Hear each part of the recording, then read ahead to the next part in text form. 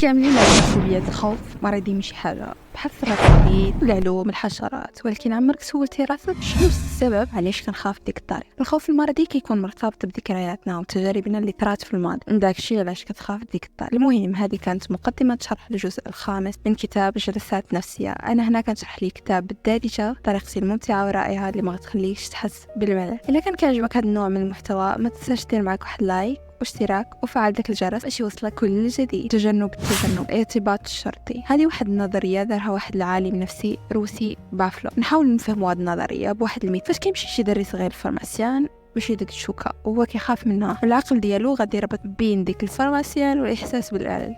ما تبقى غير ديك الشوكه اللي كتخلعو، كيولي اصلا يخاف انه يدخل الفارماسيان او حتى يقرب منه، وهذا هو اللي سماه بافلو في الارتباط الشرطي. الطرق اللي كنتعاملوا بها مع الخوف، الاولى هي دائره التجنب.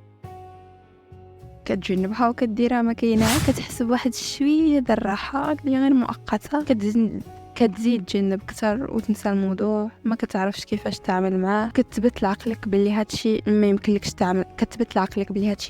تعمل معاه وكيزيد الخوف ديالك منه. الثانيه هي دائره الحل، واللي كنصحك انت ولا انت دير بها. الاولى كتحس بالخوف من شي حاجه، كتواجه هاد الحاجه والخوف ديالك منها، كتواجهها ماشي بحال الاول. كتقدر تحل واحد الجزء من المشكل، كتكتشف بلي راك تقدر تكيف مع هذا الخوف، كتعلم كيفاش تعامل معاه، كيولي بالنسبه لك عادي وما كتبقاش تخاف منه لديك الدرجه اللي مبالغ فيها. لا تترك عاداتك ابدا. ناخذ مريض الاكتئاب كمثال. شخص فاش كيجيه اكتئاب كيميل انه ينعزل، كيحبس من القيام باي نشاط وعاده كان كيديرها شحال هادي كانت كتفرحو، وبالتالي كيزيد غير من الاكتئاب للاكتئاب. وكاين واحد المقوله بالانجليزيه كتقول do better in order to feel better، يعني باش تحسن حالتك، باش تحسن حالة المريض اللي خلينا كمثال خاصو يبدا يرجع لعاداته القديمة اللي كانت كتفرحو، وبحال هكا شوية بشوية غيبدا يتحسن. بلا حاولنا نركزوا ولو شوية غتلقاو باللي اللي وصلوا لهذا الاكتئاب اصلا هو انه تخلى على عاداته اللي كان كيديرها وكتفرحوا وكتحسوا بالقيمه. فاش ما بقاش كيديرها ما بقاش كيحس بالقيمه، فاش ما بقاش كيديرها ما بقاش كيحس بالقيمه، وهذا الشيء هو اللي وصلوا للاكتئاب. التوازن النفسي، واحد دراسه نشرت عام 2007 من The Journal of Vocation Behavior. باش نتوازنوا نفسيا خاص هذا 4 الحاجات، واللي هو ثقة عالية في نفسنا، ثانية هي قلة العصبية أو التوتر، ثالثة هي شعورك أنك تمتلك زمام أمورك، والرابعة شعورك بالكفاءة الذاتية. فإذا كانوا عندك هذا 4 الحاجات واخا غير بدرجة، هادشي كيعاونك باش تكون متوازن نفسيا.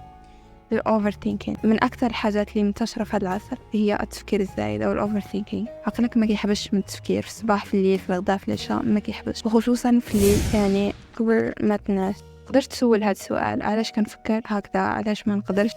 التضخيم ولا الكاتاستروفايزين، هاد النوع من الاشخاص كيكون كيتوقع الخطر من كل شيء، كيكون كيتوقع الخطر من ابسط حاجه، وهذا الشخص يقدر يكون كيدير هكا يا إما بسبب الجينات والوراثة، يا إما أنه تعرض لشي موقف اللي خطير في الماضي خلاه يولي يخاف من كل شيء. وجزء كبير من العلاج لهذا الشخص هو يعرف أنه كيضخم. الثانية هي عدم تحمل المجهول. ثالثة عدم تقبل احتمالية وجود الخطر. الرابعة محاولة وضع حلول للخطر وعدم الرضا. الخامسة هي محاولة السيطرة على التفكير بشكل خاطئ. هنا كنكون وصلنا لنهاية الفيديو ونهاية كتاب جلسات نفسية اللي شرحته طبعا بطريقتي الواعرة والممتعة. ما تنساوش تكتبوا لي في التعليق العناوين مكتوبة اللي تبغوني نشرحهم لكم. هلاو.